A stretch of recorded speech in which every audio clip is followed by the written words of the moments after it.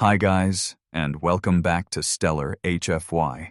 First of all, thank you. Seriously, the incredible support you've been showing for these humanity versus impossible odds stories has been absolutely mind-blowing. Today, we're diving into something that starts with alien laughter echoing across space as they stare down a single ancient human warship.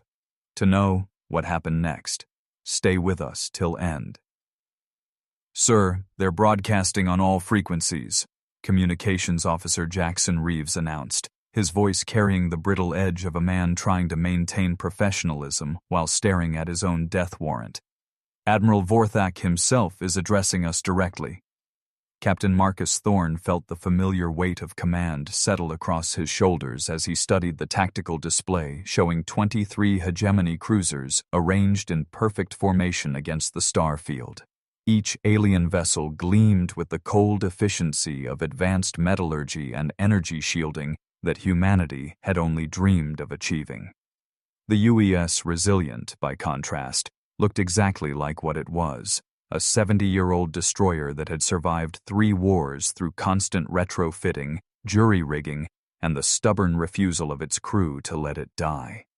Thorne could smell the acrid tang of overworked circuitry mixing with the metallic bite of recycled air, a scent that had become as familiar as his own heartbeat during the past 18 months of preparation.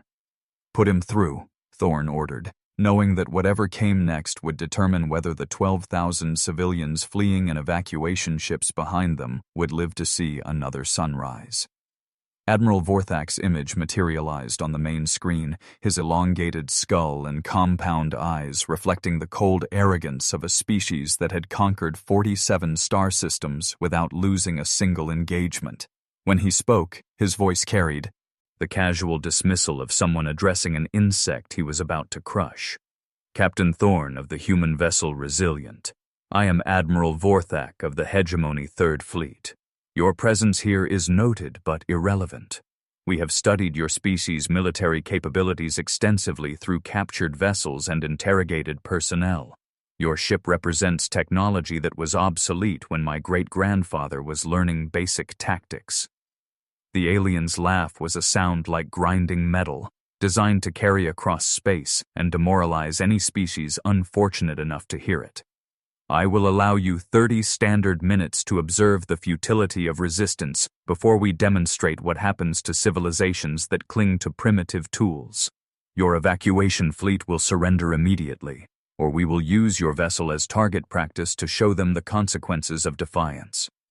Thorne felt his jaw tighten as he cut the transmission, but his expression remained carefully neutral.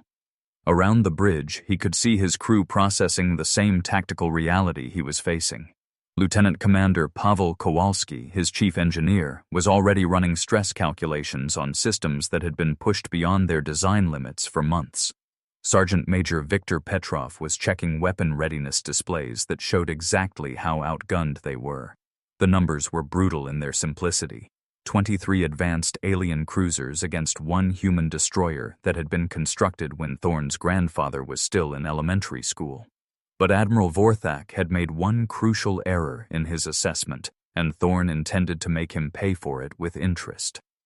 "Kowalski, status report on our special modifications," Thorne said quietly, knowing that every word spoken on this bridge would determine whether humanity learned to defend itself or became another footnote in hegemony. Expansion records.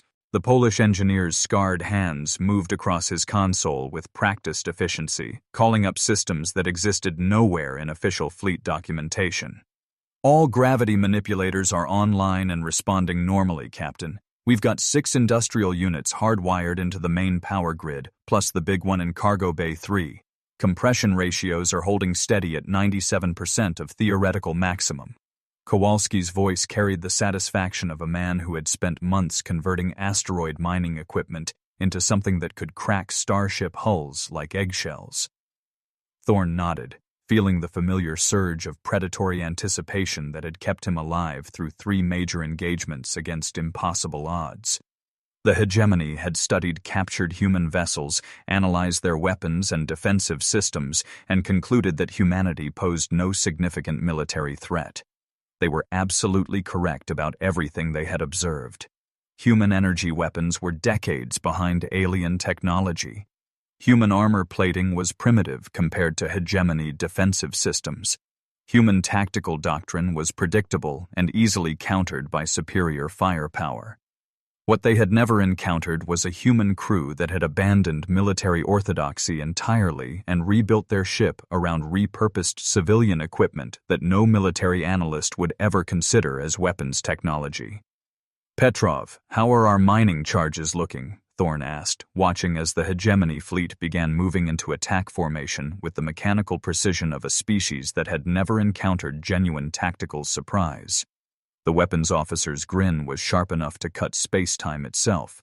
"Ready for deployment, sir. 47 modified mining charges loaded into standard missile tubes. They'll read as conventional explosives on enemy sensors right up until the moment they detow. Nate and start playing games with local gravity fields." Petrov had spent his entire adult life finding creative ways to kill things that needed killing, and the prospect of introducing alien warships to repurposed industrial equipment was clearly making his day. Through the view screen, Thorne could see the evacuation fleet's final ships disappearing into hyperspace, carrying the last civilians away from what was about to become a very unpleasant demonstration of why underestimating humanity was a fatal mistake. The hegemony cruisers were spreading into their textbook encirclement formation, confident that they were dealing with primitive opponents using predictable tactics and obsolete technology. Admiral Vorthak's final transmission crackled through the comm system, his voice dripping with the kind of casual contempt that came from generations of easy victories. "Captain Thorne, your 30 minutes have expired. Observe how a real military force deals with obstacles." Thorne smiled, and it was not a pleasant expression. "All hands, battle stations. Time to show our guests why humans don't build ships to fight fair." He settled back into his command chair, feeling the resilience-modified systems humming with barely contained violence beneath his feet. "And Admiral Vorthak, you're about to learn why laughing at human engineering is the last mistake you'll ever make." The hegemony Third Fleet moved with the kind of mathematical precision that came from fighting 47 campaigns without losing a single vessel. Admiral Vorthak watched his tactical display with the detached satisfaction of a master craftsman demonstrating a technique he had perfected through decades of practice. Each of his 23 cruisers slid into position with mechanical efficiency, their energy signatures painting the darkness of space with the cold blue glow of charged weapon systems and overlapping defensive fields. "Encirclement formation complete, Admiral," his tactical coordinator announced in the clicking language of the hegemony core worlds. "Human vessel is maintaining position. No attempt to flee or call for reinforcements." Vorthak studied the primitive human ship through enhanced optical sensors, noting the crude welding lines where armor plating had been patched and the irregular energy signatures that spoke of jury-rigged systems held together by desperation and stubbornness. The vessel's heat signature showed reactor cores running at barely 60% efficiency, and its weapon systems registered as standard chemical explosives and basic kinetic projectiles that would be utterly ineffective against hegemony shielding. Everything about the human destroyer screamed obsolescence and tactical irrelevance. "Maintain formation and prepare for demonstration firing," Vorthak ordered, planning to disable the human ship with surgical precision before turning his attention to the more pressing matter of processing the evacuation fleet's surrender. "I want their communication systems intact so they can transmit their defeat to their home worlds." Aboard the Resilient, Captain Thorne was experiencing a very different kind of tactical satisfaction as he watched his enemies position themselves exactly where he wanted them. The hegemony fleet's textbook formation was based on centuries of successful engagements against conventional opponents using conventional weapons, but it had one critical weakness that became apparent only when facing enemies desperate enough to abandon military doctrine entirely. "Kowalski, confirm that all our guests are in position," Thorne said quietly, his voice carrying the kind of calm that came before extreme violence. The engineer's instruments showed 23 distinct energy signatures arranged in the perfect sphere that hegemony tactical sentience. Annuals recommended for maximum firepower concentration and minimal friendly fire incidents. They're positioned exactly as predicted, Captain. Standard encirclement with overlapping fields of fire and synchronized shield matrices. Very professional, very predictable, and very stupid. Lieutenant Commander Pavel Kowalski had spent 8 months studying captured hegemony tactical documents, learning how alien military doctrine emphasized efficiency and coordination above all else. The enemy's formation was designed to maximize their technological advantages while minimizing any possibility of human trickery or desperation tactics. Unfortunately for them, they had planned for the wrong kind of desperation. "Petrov, initiate the surprise party," Thorn ordered, feeling the familiar surge of predatory anticipation that had kept him alive through impossible battles. The weapons officer's hands moved across his modified firing controls with the precision of a concert pianist playing a particularly violent symphony. "Launching mining charges now, Captain. Time to impact, 47 seconds. They'll read as standard missile barrage on enemy sensors until the moment of detonation." Through the Resilience view screen, Thorn watched 47 projectiles streak toward the hegemony formation, their exhaust trails painting brief lines of fire against the star field. To enemy sensors, they would appear as nothing more than a desperate final gesture from a doomed human crew, conventional explosives launched in the futile hope of achieving some symbolic victory before inevitable defeat. Admiral Vorthak observed the incoming missile barrage with something approaching amusement. Human desperation was always entertaining in its predictability, and this final gesture would provide an excellent demonstration of hegemony defensive superiority for the tactical recordings that would be distributed throughout occupied space. "Defensive screens at minimum power," he ordered. "Allow a few projectiles through to strike our hulls. I want the humans to observe the complete ineffectiveness of their primitive weapons." The first mining charge detonated against the shield matrix of a hegemony cruiser designated Conquest of Worlds, and for exactly 2.3 seconds, Admiral Vorthak's assessment appeared correct. The explosion registered as a standard chemical detonation with insufficient energy to penetrate even minimal defensive screening. Then the modified mining equipment hidden within the warhead activated, and everything changed. The gravitational distortion field that erupted from the detonation point was designed for breaking apart kilometer-wide asteroids, but when focused against the harmonized energy fields of a starship's defensive systems, it created a cascading resonance failure that ripped through the shield matrix like tissue paper. The Conquest of Worlds found itself suddenly naked in space. Its protective fields collapsed, and its hull plating exposed to the follow-up charges that were already detonating around it. "What in the void of eternal darkness?" Admiral Vorthak began, his compound eyes widening as his tactical display erupted into chaos. The human projectiles were not behaving like any conventional weapons in hegemony databases. Instead of explosive force, they were generating localized gravity anomalies that were tearing his formation apart with the mechanical efficiency of industrial equipment repurposed for violence. The second and third mini-mining charges found their targets as the hegemony fleet struggled to understand what was happening to them.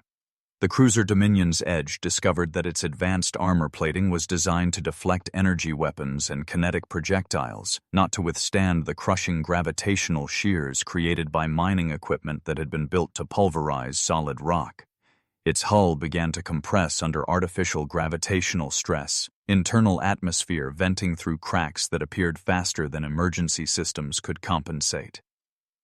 Aboard the Resilient, Sergeant Major Viktor Petrov was experiencing the kind of professional satisfaction that came from watching months of preparation pay off in spectacular fashion. "Direct hits on 3 targets, Captain. Enemy shields are collapsing across their formation as gravitational distortions disrupt their harmonic frequencies. They're scattered and confused, exactly as predicted." Captain Thorn felt the moment when tactical advantage shifted from impossible odds to achievable victory, and his smile was sharp enough to cut through space-time itself.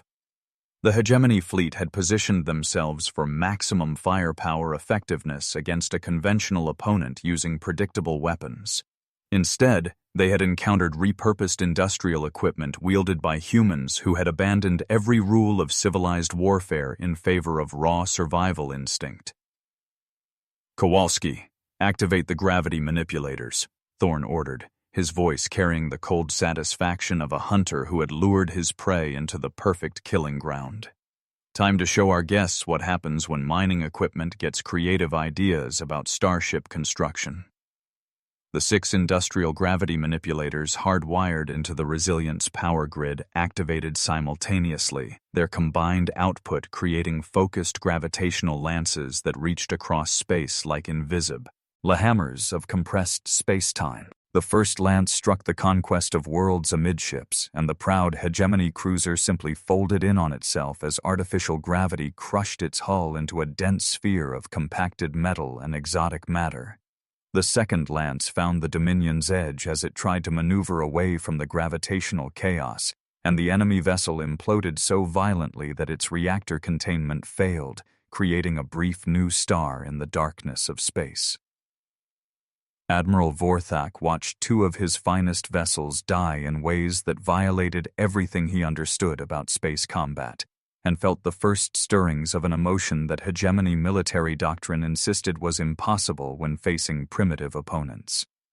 The humans were not fighting according to any recognizable tactical pattern. They were using weapons that existed in no military database, employing strategies that made no sense according to conventional warfare, and achieving results that should have been impossible given their technological limitations.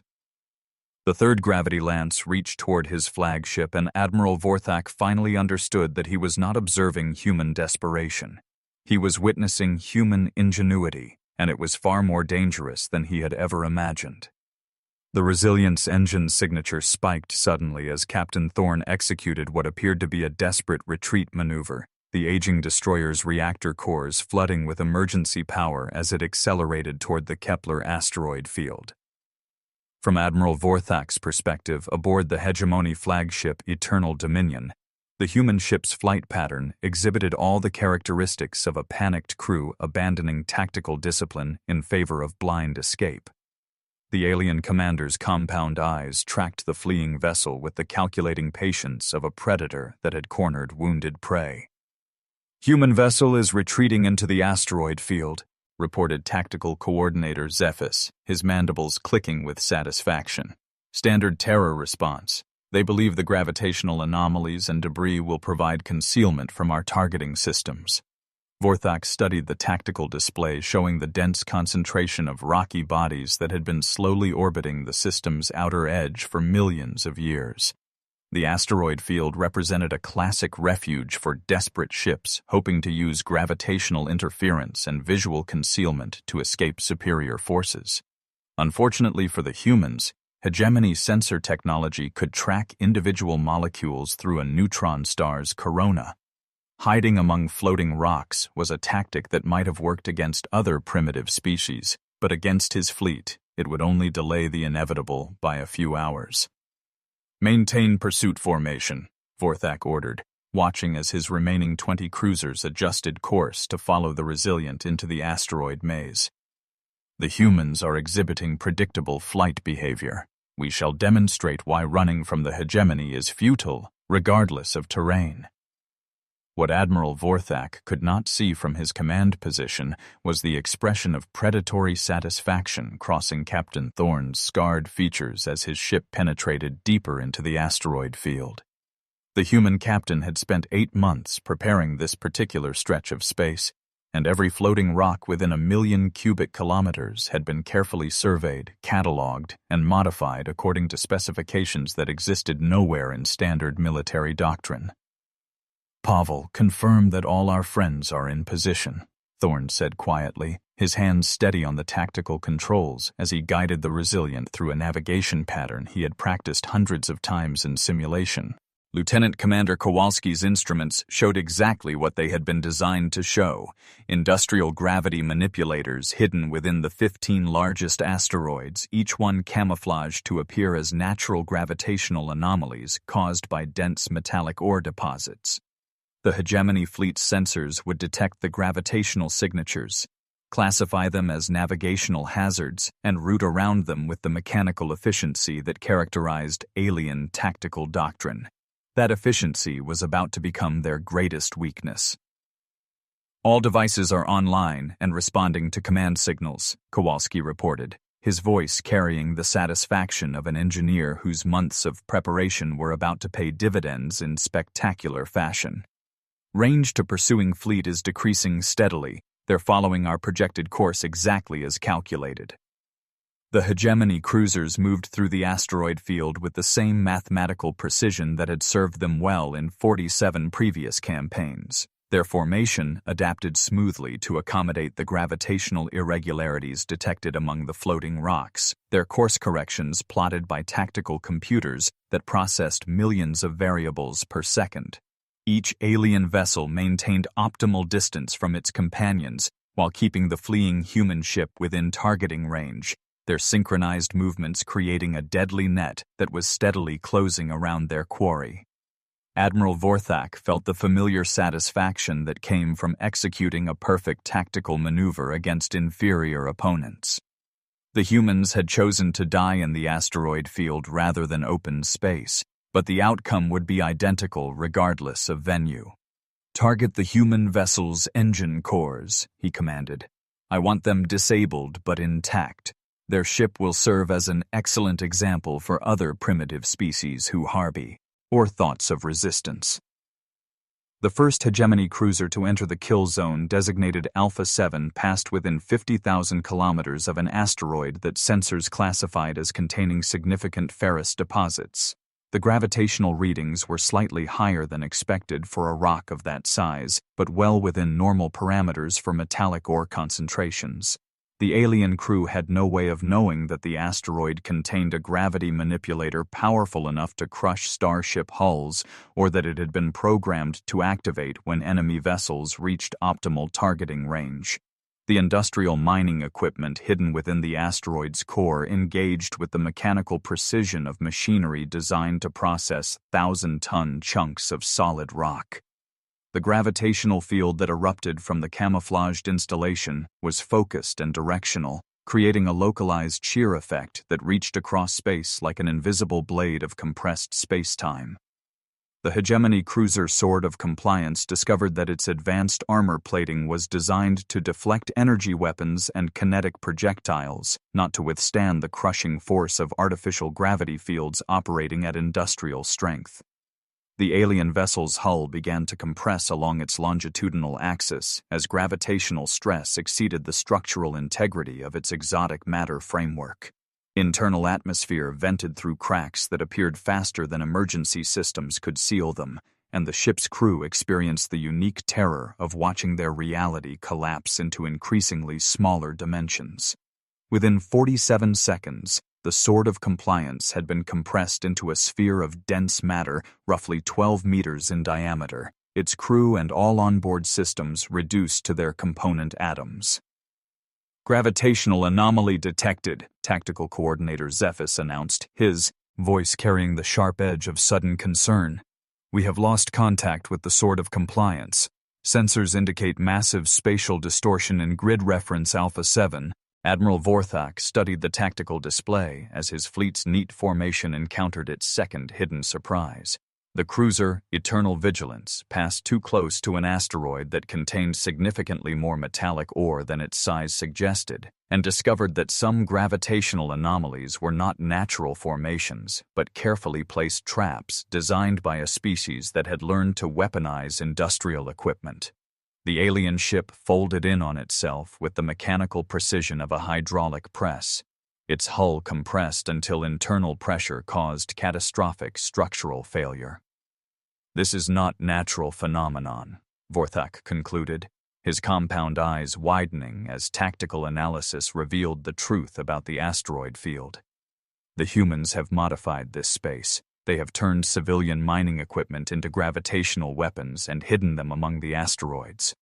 The realization came too late to save the next 4 hegemony cruisers that encountered gravity manipulators disguised as natural ore deposits.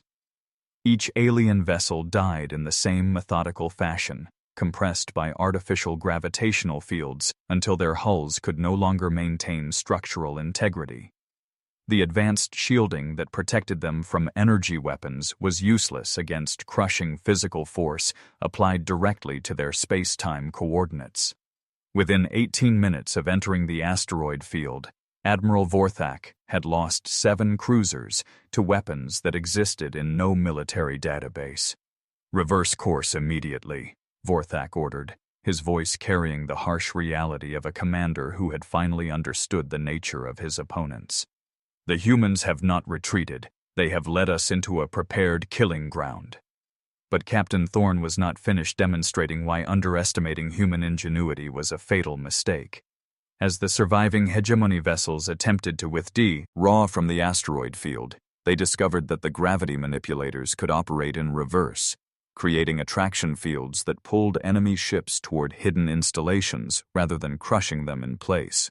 The cruiser Final Judgment found itself drawn inexorably toward an asteroid that contained the largest mining unit Kowalski had been able to acquire, and learned that industrial equipment designed to process entire mountains could reduce even advanced alien warships to their component particles.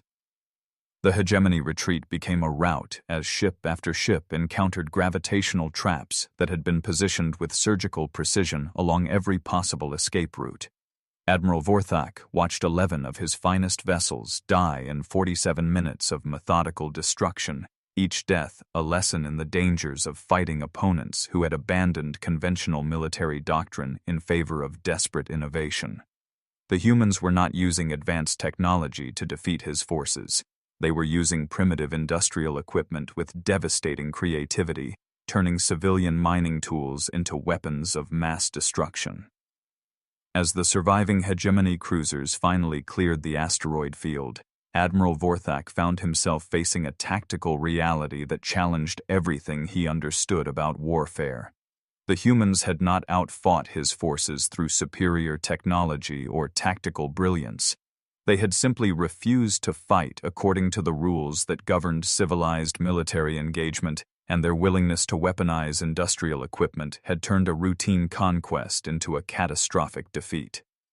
The Resilient emerged from the asteroid maze with its hull scarred but intact, and Captain Thorne's voice crackled across the communication channels with the quiet satisfaction of a predator who had successfully lured his prey into a carefully prepared trap. "Admiral Vorthak, I hope you've enjoyed the tour of our asteroid field. We put considerable effort into the renovations." Admiral Vorthak stared at the tactical display showing 12 surviving cruisers out of his original 23, each vessel bearing scars from gravitational weapons that should not have existed.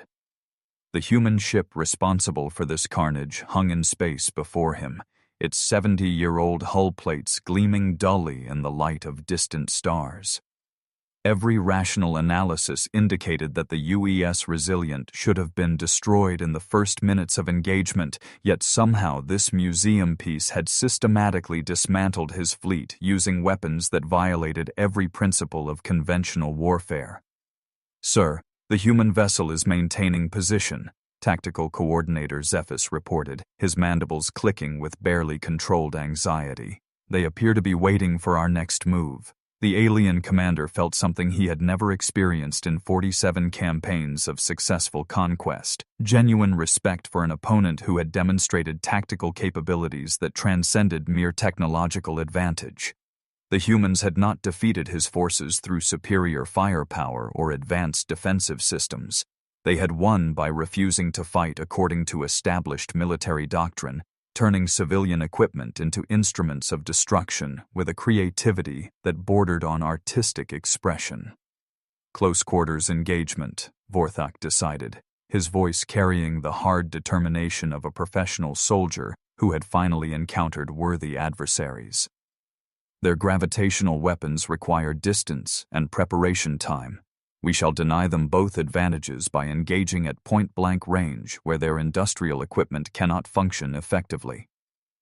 The remaining hegemony cruisers accelerated toward the Resilient in tight formation, their energy weapons charging to maximum output as they prepared for the kind of direct combat that had served them well throughout our conquest of lesser civilizations. Admiral Vorthok intended to demonstrate that regardless of human ingenuity, raw firepower at close range would ultimately determine the battle's outcome. Captain Thorne watched the enemy formation approach with the calm satisfaction of a chess player who had maneuvered his opponent into the exact position required for checkmate. The hegemony fleet's tactical doctrine emphasized overwhelming firepower delivered at optimal range, but their commander had just committed his forces to exactly the kind of engagement that would allow the Resilient to deploy its most devastating modification. "Pavel, prepare the primary gravity manipulator," Thorne ordered, his hands steady on the tactical controls as alien cruisers closed to within 50,000 kilometers. "Time to show our guests what we built into Cargo Bay 3. Lieutenant Commander Kowalski's scarred fingers moved across his engineering console with practiced precision, bringing online the massive industrial unit that had required 8 months to install and calibrate. The device hidden within the Resilient's cargo bay was not designed for mining asteroids or crushing individual enemy ships. It was built for manipulating the fundamental forces that held matter together, creating localized distortions in space-time itself that could affect multiple targets simultaneously.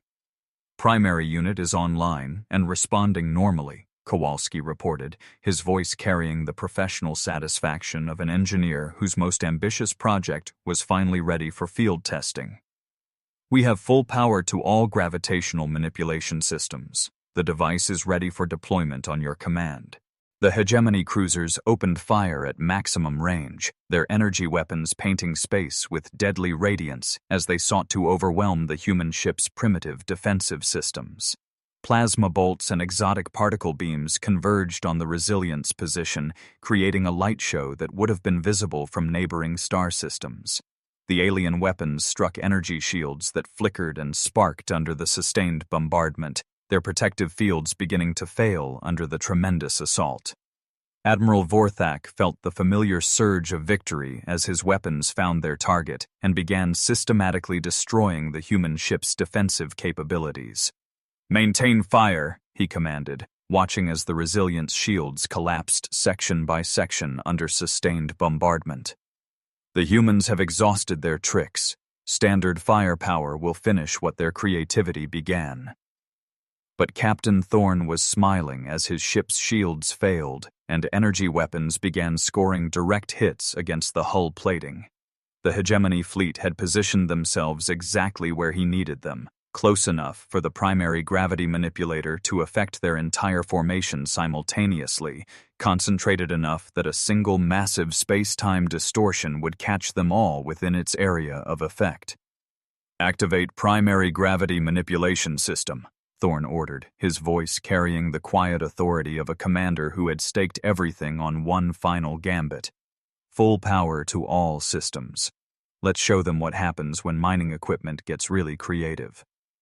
The device hidden within Cargo Bay 3 had been salvaged from humanity's largest asteroid processing facility and modified according to specifications that existed nowhere in official engineering manuals.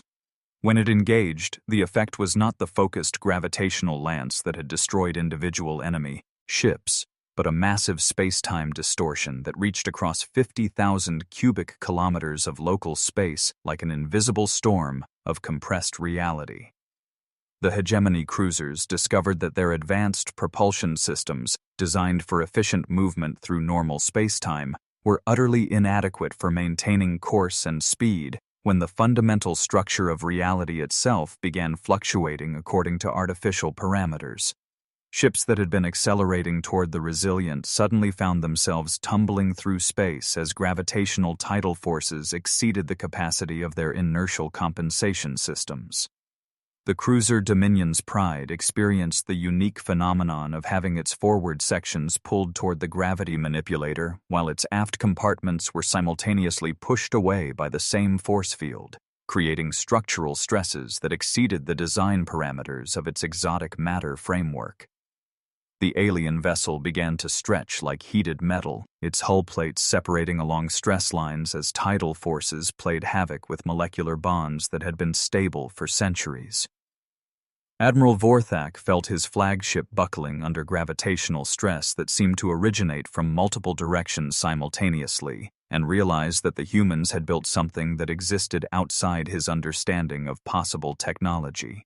The device affecting his fleet was not simply creating artificial gravity, it was manipulating the fundamental constants that governed how matter behaved in local space-time, turning the laws of physics into weapons of mass destruction.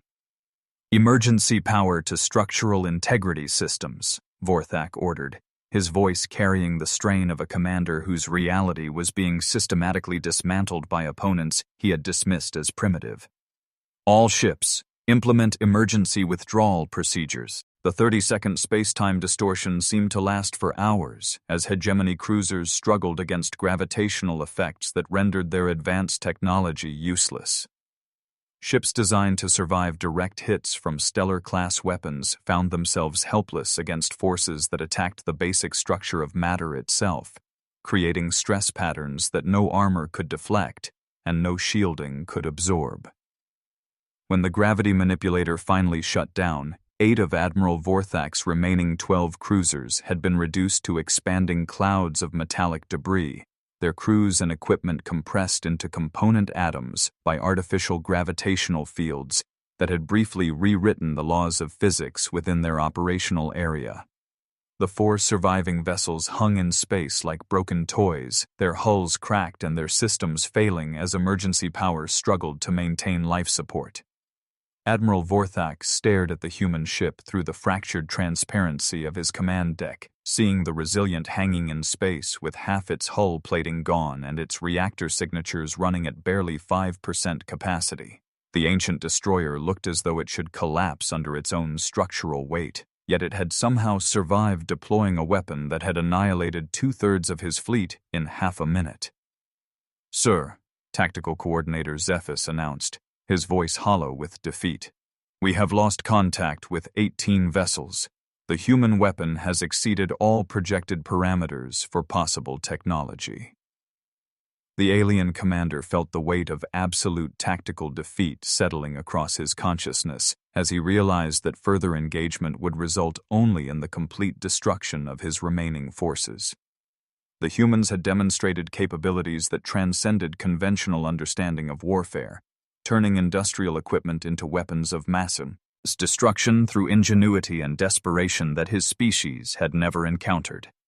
"Signal general retreat," Admiral Vorthak ordered, his voice carrying the bitter taste of the first defeat in his 47 campaign career. "Transmit all tactical data to Hegemony Command. They must understand what we have encountered here."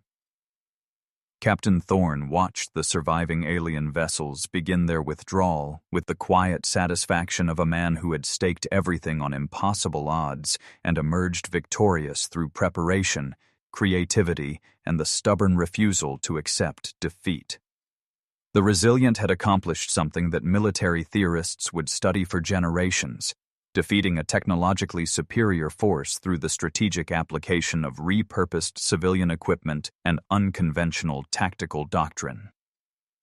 As the Hegemony fleet limped toward hyperspace transition points, Admiral Vorthak transmitted a final message that would reshape military thinking throughout known space.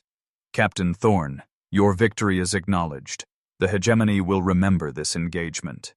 The alien commander's last sight of the human ship showed the ancient destroyer hanging in space like a scarred monument to the power of desperate ingenuity, its crew having demonstrated that technological superiority meant nothing when facing opponents willing to abandon every rule of civilized warfare in favor of raw survival instinct. "High Command, this is Admiral Vorthak of the Third Fleet." The transmission crackled through the quantum communications array aboard Hegemony Central Station, carrying with it the bitter taste of absolute defeat. "I am transmitting complete tactical records of our engagement with human forces at Kepler Station. Priority classification: Immediate strategic revision required for all human contact protocols. Fleet Admiral Zerion felt his compound eyes widen as the data streams flooded his tactical displays, showing the systematic destruction of 23 advanced cruisers by a single human vessel that should have been classified as a museum piece. The numbers were impossible. The tactical recordings defied every principle of conventional warfare, and the implications threatened to reshape military doctrine throughout hegemony space.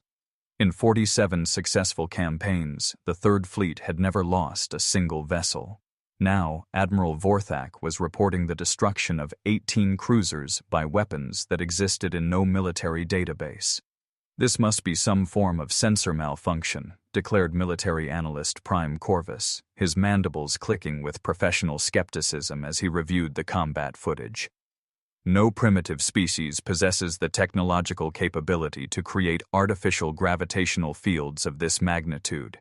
The energy requirements alone would exceed their entire planetary output. Fleet Admiral Zerion studied the tactical recordings with the methodical attention of a career military officer who had spent decades analyzing enemy capabilities and felt a cold certainty settling in his thoracic cavity as the evidence accumulated.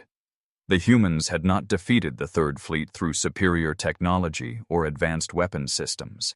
They had won by abandoning every principle of civilized warfare and turning industrial equipment into instruments of mass destruction through a combination of desperation, creativity, and the kind of tactical thinking that no military academy had ever taught. "Signal all fleet commanders," Zerion ordered, his voice carrying the weight of institutional change that would ripple through hegemony space for generations. Immediate suspension of all offensive operations against human targets. Classification upgrade. Asymmetric warfare through specialists. Military intelligence priority, Alpha. The transmission that carried Admiral Vorthak's combat reports reached every major installation in hegemony space within 72 hours, and the institutional response was immediate and profound. Military academies that had spent centuries teaching the superiority of advanced technology over primitive improvisation suddenly found their fundamental assumptions challenged by tactical recordings that showed industrial mining equipment systematically destroying state-of-the-art warships through applications that no civilized species had ever considered. Gentlemen, you are about to observe why conventional military doctrine has been declared insufficient for engagement with human forces, announced combat instructor Tyros to his class of senior tactical officers, his voice carrying the sober gravity of someone presenting material that would fundamentally alter their understanding of warfare. The engagement you are about to study has been designated as required curriculum for all command-level personnel throughout the hegemony fleet structure. The holographic display materialized above the Academy's main briefing chamber, showing the UES Resilient hanging in space like a scarred monument to the power of desperate innovation.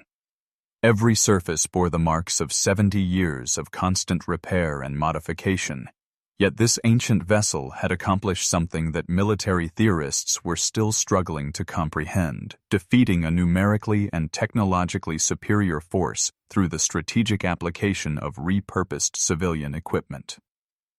Meanwhile, in human space, the tactical revolution triggered by Captain Thorne's victory was spreading with the speed of desperate necessity. The Admiralty had distributed complete technical specifications for gravity manipulator installations to every shipyard in the solar system. Federation and civilian vessels throughout human territory were being retrofitted with industrial equipment that had never been designed for military applications. "This is completely insane," muttered Chief Engineer Rebecca Santos as she supervised the installation of asteroid processing units aboard the cargo hauler Stellar Prosperity, her hands shaking as she contemplated the implications of turning merchant vessels into weapons of mass destruction.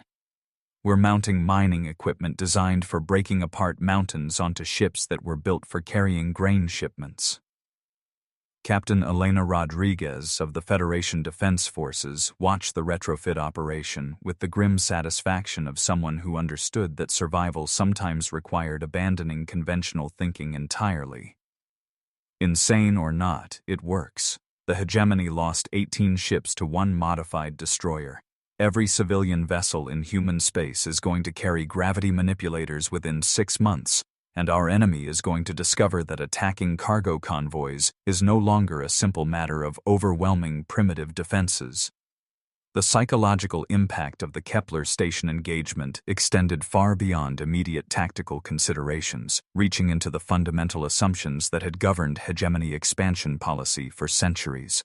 Species throughout the galaxy that had submitted to alien rule rather than face certain military defeat began reconsidering their strategic options as news of humanity's impossible victory spread through underground communication networks.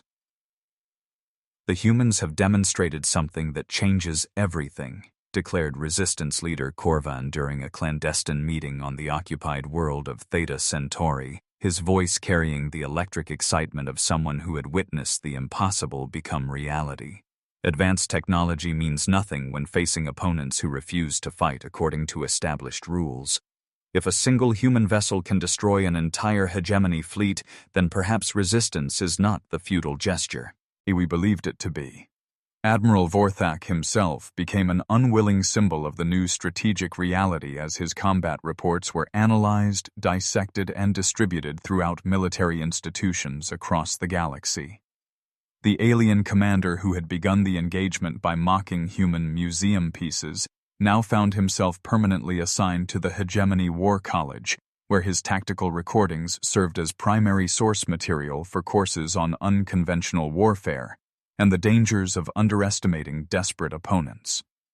"The critical error," Admiral Vorthak explained to successive classes of military officers, his voice carrying the bitter wisdom of hard-earned experience, was assuming that technological superiority would automatically translate to tactical advantage. The humans did not attempt to match our capabilities through conventional means. Instead, they weaponized industrial equipment and abandoned military doctrine entirely, creating advantages that our advanced sensors could not detect and our sophisticated weapons could not counter. Captain Marcus Thorne stood on the observation deck of the Federation's newest battleship, watching construction crews install gravity manipulators that had been specifically designed for military applications rather than repurposed for mining operations.